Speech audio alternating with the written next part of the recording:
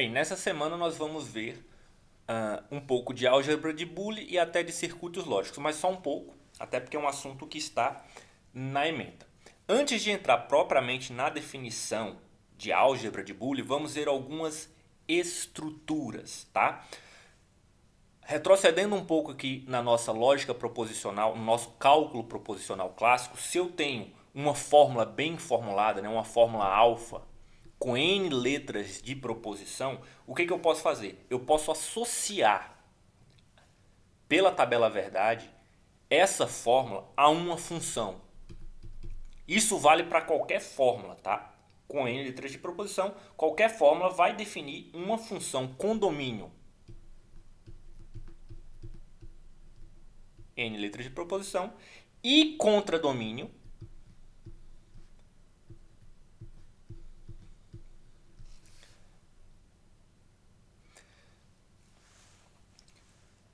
o que associa essa função é a sua tabela verdade.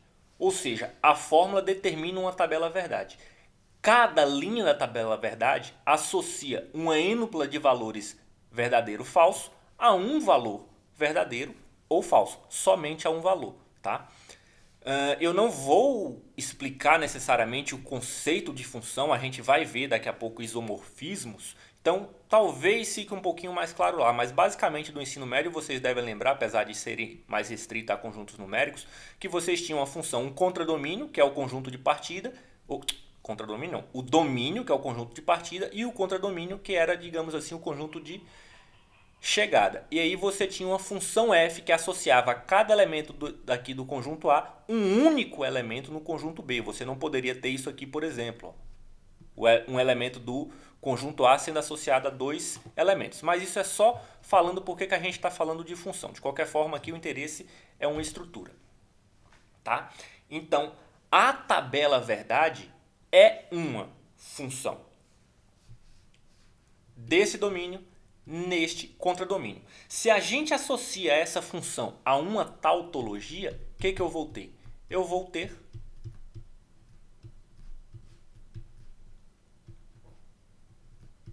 somente valores verdadeiros. Eu vou pegar para cada ênupla dessa de valores verdadeiro ou falso, o meu resultado pela função f vai ser verdadeiro. Claro, se esta função, se esta fórmula a qual eu associei f for uma tautologia. Por outro lado, se ela for uma contradição, eu vou associar sempre a valores falsos. Vendo um exemplo, fica um pouquinho mais claro. Por exemplo,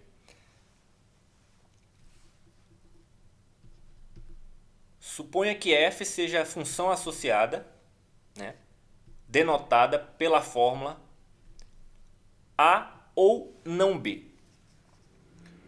Qual é, por exemplo, por f, sob a imagem de f, o valor de f? Aqui, ó, esta fórmula ela tem duas letras de proposição. Então, em vez de ter uma ênupla, como eu estava falando, eu vou ter uma dupla. A dupla VF. Qual vai ser o valor de VF em F para esta fórmula aqui? Fazendo a tabela verdade.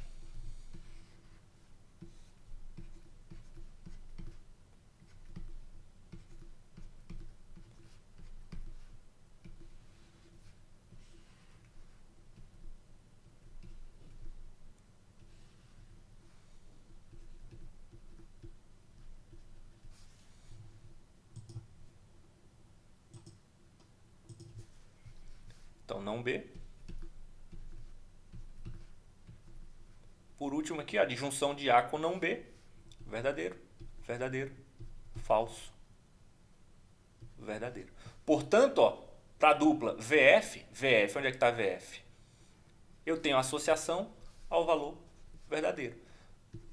Por F, para FF, eu tenho, tá aqui, ó, associação a verdadeiro também. Eu só vou ter uma associação com falso para F de F, V. Aí é falso. Agora aqui, denotando a função f por A interseção B ou não C, quais seriam os valores? Por F, né? De VVF, né? Do terno. Aqui, como eu tenho 3 letras de proposições, eu não tenho uma dupla, eu tenho um terno. Ou quais seriam os valores? Resolvendo a tabela verdade,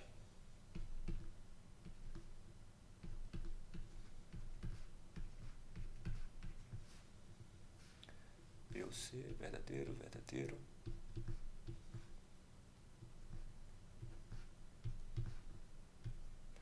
E por último aqui eu vou fazer a conjunção da proposição A com esta parte aqui. Conjunção. Vou juntar essas duas partes pela conjunção.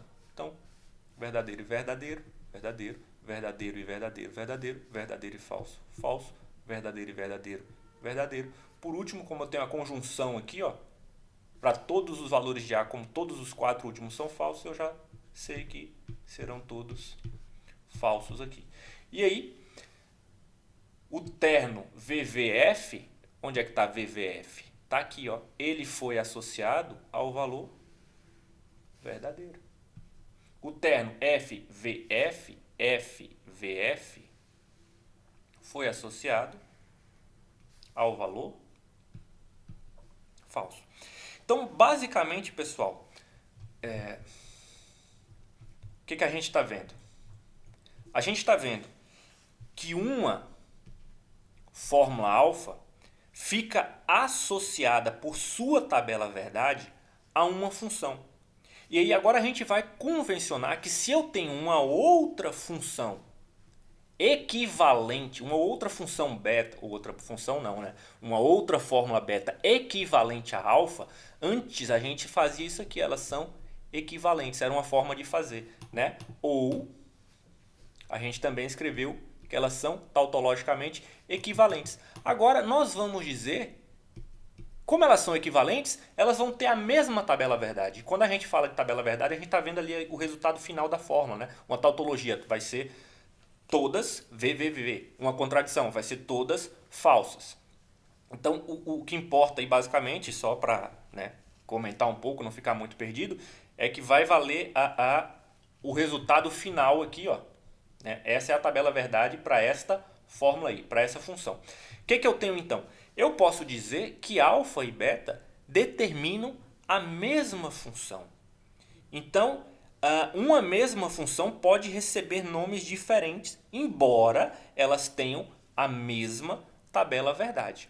Aproveitando isso aqui, ó, vamos olhar para aquelas equivalências tautológicas que nós tínhamos, que nós já vimos em algum exercício. Por exemplo, aqui eu estou tratando da conjunção, principalmente, e aqui, da disjunção aqui, e aqui da conjunção. Né? A gente tinha a comutatividade. Tanto faz eu fazer A ou B, vai ser a mesma coisa que B ou A. Para conjunção é a mesma coisa. A e B é o mesmo resultado, é o mesmo significado. Eu estou representando agora por uma igualdade de B e A. Né? Isso a gente tinha comutatividade. Até pelas regras de precedência que nós tínhamos, e isso apesar da gente dizer que tem as convenções, né, estabelecidas em praticamente todos, eu tinha a associatividade. Se eu só tenho disjunções, tanto faz eu fazer A ou B primeiro e depois fazer o C, ou eu fazer o B ou o C por conveniência e depois fazer a disjunção com A.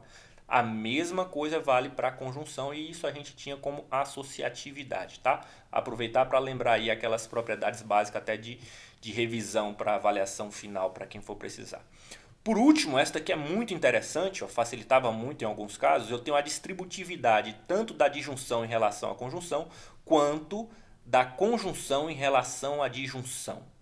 Distributividade, ó, A ou B e C, o que acontece? Eu pego A ou B e A ou C.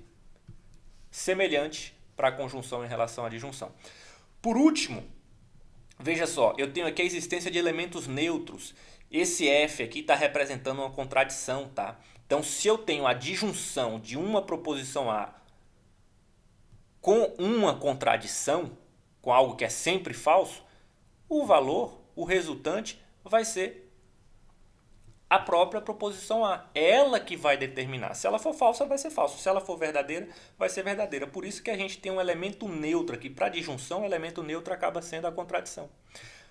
Para conjunção, o elemento neutro vai ser a verdade, porque A e uma tautologia, sempre verdade, vai predominar o valor de A. Por último, aqui eu tenho um elemento, que aqui eu não gosto muito de elemento complementar, mas a ideia é essa. O elemento complementar vai ser muito similar ao elemento oposto, tá? Aqui eu preferia chamar de oposto. Eu vou gostar mais de chamar de complementar quando a gente chegar nessa tabela de baixo. Mas enfim, para disjunção isso sempre vai ser verdade, uma tautologia. Para conjunção, quando eu faço A e sua negação, eu vou ter uma contradição. Eu vou ter F, sempre falso. Mas olha só que interessante. Quando você vai para conjuntos numéricos, conseguem perceber que as tabelas são análogas? Vocês veem que a disjunção da lógica proposicional, ela está extremamente, digamos assim, interligada com a união de conjuntos. Da mesma forma, a conjunção da lógica proposicional estará associada à interseção de conjuntos. Aqui nós temos as equivalências tautológicas, propriedades da lógica proposicional, e aqui nós temos algumas identidades básicas envolvendo conjuntos.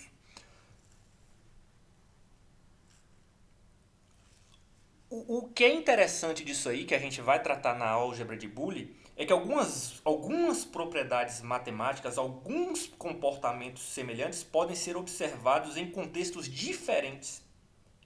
Uma estrutura matemática é um modelo formal que serve para incorporar ou explicar essas propriedades comuns. Então, eu imagino que para vocês pareça bem razoável que neste caso aí, né, a gente tem para formas proposicionais e teoria de conjuntos, a gente possa abstrair aquelas propriedades que são comuns. Então é justamente isso que a gente vai fazer com a álgebra de Boole. É simplesmente um modelo, uma generalização para o qual nós já temos pelo menos 2 exemplos. E é por isso que a gente vai ver a álgebra de Boole, tá, pessoal? A gente tem algumas coisas que, embora sejam, podemos dizer assim, coisas diferentes, elas têm similaridades. E aí o que a gente faz? A gente modela, a gente pega um instrumento matemático que trata daquelas coisas em comum e desenvolve novas propriedades. Essa é a ideia da álgebra de Boole. Quando nós virmos a álgebra de Boole, vocês vão ver que isso aqui tem uma estrutura semelhante. E tudo que eu conseguir provar lá, eu vou conseguir praticamente aplicar todas as coisas que são semelhantes.